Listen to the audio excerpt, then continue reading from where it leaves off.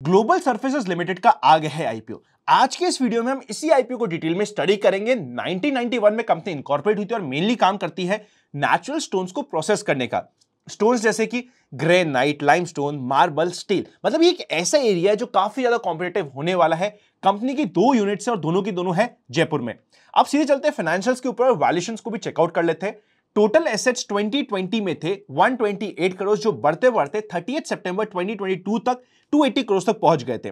Total revenue भी एक अच्छी रेट से ग्रो कर रहा है। 2020 में 165 crore, next year 179, then 198 crore, और अब अगर हम बात करें 30 सितंबर 2022 तक 99 करोड़ का टोटल रेवेन्यू है, स्टेबल है। प्रॉफिट आफ्टर टैक्स 20 करोड़ से बढ़ते बढ़ते 2022 में पहुंच गया था 35 करोड़ के ऊपर का। ऑलमोस्ट 1.7x से ज्यादा की ग्रोथ हमें यहां पे देखने को मिली है। नेटवर्थ डबल हो गई है 2 सालों में।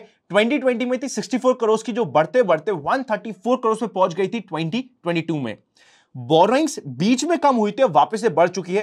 53 करोड़ से रिड्यूस हुई थी 37 करोड़ पे, और अब वापस से बोरोइंग्स बढ़ा दी गई है 50 करोड़ के आसपास की।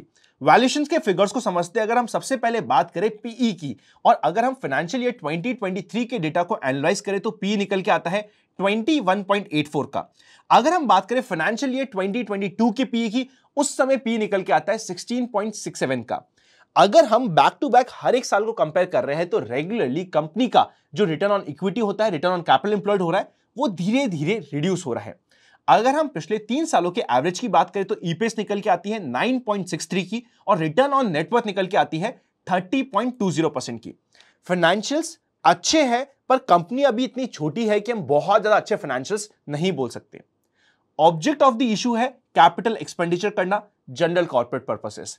आईपीओ ओपन होगा 13 मार्च को, क्लोज होगा 15 को। अलॉटमेंट डिसाइड होगा 20 मार्च को, और रिफंड स्टार्ट होंगे 21 को। शेयर्स क्रेडिट होंगे 22 को, और लिस्टिंग हो जाएगी 23 मार्च को। आईपीओ के अगर हम साइज की बात करें, लॉट्स की बात करें, तो रिटेल का एक लॉट होगा 100 शेयर्स का, अमाउंट वाइज होगा 14,000 का। रिटेल में एक लॉट से ज्यादा अप्लाई करने की कोई जरूरत नहीं होती, क्योंकि आईपीओ का साइज होगा काफी छोटा। अगर हमें एचएनआई मिनिमम कैटेगरी में अप्लाई करना है, मतलब स्मॉल एचएनआई में अप्लाई करना है, तो 15 लॉट्स के लिए अप्लाई करना पड़ेगा। एचएनआई बिग कैटेगरी में अप्लाई करना पड़ेगा 72 लॉट्स के लिए। आईपीओ का साइज है 154.98 करोड़, मतलब साइज बहुत छोटा है, और आईपीओ की लिस्टिंग होगी टी ग्रुप में। टी ग्रुप की लिस्टिंग का मतलब क्या होता है? जैसे ही इस कंपनी का आईपीओ लिस्ट होगा, जहां पे भी लिस्ट होता है उससे 5% के लेवल पे इसका सर्किट लग जाएगा। मतलब एक बार लिस्टिंग होने के बाद बहुत बड़ा मोमेंटम इमीडिएटली डिफिकल्ट होगा।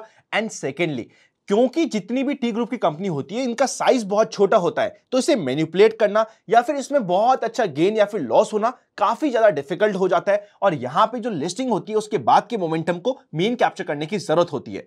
अभी based on grey market premium की एक्सपेक्टेशंस या बाकी सभी चीजों की एक्सपेक्टेशंस के अकॉर्डिंग क्लियरली प्रेडिक्ट कर पाना काफी डिफिकल्ट होता है, क्योंकि साइज बहुत छोटा है। 133 से लेके 140 का होगा प्राइस बैंड, और एनएसई बीएसई दोनों पे लिस्टिंग होने वाली है। इससे पहले हम आगे जाए, अगर आपके पास अभी तक डीमैट अकाउंट नहीं है, आईपीओ में अप्लाई करने के लिए डीमैट अकाउंट ओपनिंग्स आपको डिस्क्रिप्शन में मिल जाएंगे।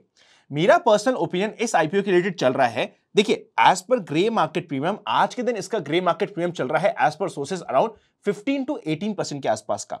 पर क्योंकि ये टी ग्रुप की कंपनी है और मार्केट अभी आज के दिन निफ्टी अपने 200 डे मूविंग एवरेज के नीचे है, मूल माहौल इतना अच्छा नहीं है। और हमने ऐसा भी देखा है कि जैसे ही आईपीओ की लिस्टिंग की डेट पास में आ रही है, काफी ज्यादा दिक्कतें हमें फेस करने को मिल रही है उस आईपीओ के रिलेटेड। मेजर लिस्टिंग हमें मिल नहीं पा रही।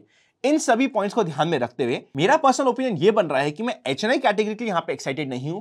रिटेल कैटेगरी में based on subscription on second and third day मैं अपना डिसीजन बनाऊंगा। आपका क्या ओपिनियन है, कमेंट करके मुझे बता दीजिएगा। ये वीडियो सिर्फ इंफॉर्मेशन और एजुकेशन पर्पस के लिए है। कोई भी काम करने से पहले अपने फाइनेंशियल एडवाइजर को कंसल्ट करना मत भूलिएगा। अपने ओपिनियन को कमेंट जरूर कर दीजिएगा। Happy learning.